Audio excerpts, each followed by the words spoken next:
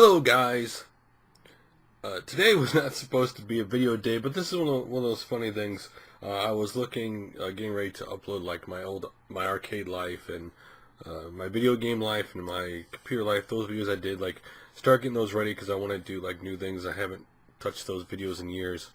Do a lot of heavy editing, take my time with those things, and I always end up on a retro site and end up seeing homebrew news. And to me, homebrews are one of the things that nobody seems to talk about, especially like your older system. Like for me, anytime I see, like, for example, an NES homebrew game, I get excited. Now this is my actual original NES, and the reason you can know this is my original NES is because the silly heart that was drew on this, I goofed around in high school one day, drew that on there, and didn't realize I used a permanent marker.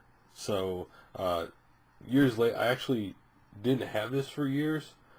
This was actually at my parents' house, and I guess later somehow my sister got it. Anyway, long story short, this ended up in my mom's pawn shop, and when they closed it, I was going through all the stuff, and this was sitting in an actual laundry basket, and ironically I got it back. So but anyway, when I think of that era, and the reason why games mean so much to me before I talk about this homebrew game, it's not just the system. It had everything to do at that time. Like, it was also like the Nintendo Power of the time, right? I mean, it just added more. Just reading the magazine every month, going over it, getting excited about the games. That was when rental stores were coming around. You know, being able to rent all the games instead of having to buy them, and just all of it together makes this such a nostalgic time for me. You know, just something about the cart and the games. I love all the artwork and stuff. So whenever I see a homebrew game for like the NES, I get excited and want to talk about it, and that's why we got a video right now. So this time around, we're going to talk about a homebrew game by Sly Fox called The Mad Wizard Candelabra Chronicle, heading to the NES. This is being described as kind of like a cross between Mega Man, Solomon's Key, and Dizzy. Now, watching a gameplay video, which I'll have a link below, you can't graphically expect this game to look like Mega Man, because it doesn't. Because I think when you label it that way, people have a certain expectation of graphics.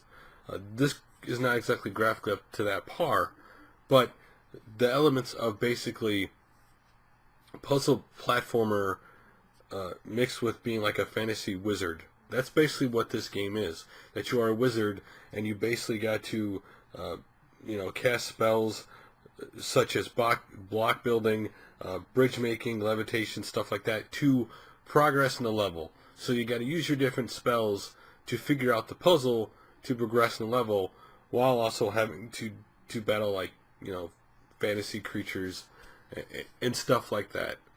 So there also, of course, will be a final boss, the usual stuff for games back then. And it is really cool that Sly Dog Studios is making this. The game is basically in the final testing phase right now. Again, looks really cool. This is where I'm torn right now when it comes to gaming, to be honest. The NES is a special system for me, and I think what homebrews allow for people who own these systems, who don't want to go buy the incredibly expensive games that maybe they used to play, until they can do that, they can get new games for the system, like the homebrews that allow them new experiences. And also, this weird thing about homebrews is it puts you in a weird position where you don't need to go out and get the brand new game for the new console if you can collect and play on the console that you love. Because I think everybody has that one system they love, right? That one system that is their go-to system, and they would love for more games to be made on it. And right now, the NES is the one that's getting the most homebrews for now, but others are getting them. So anyway, this does look really cool, and if you want to, check the trailer below. I'll also put a link to the news article below.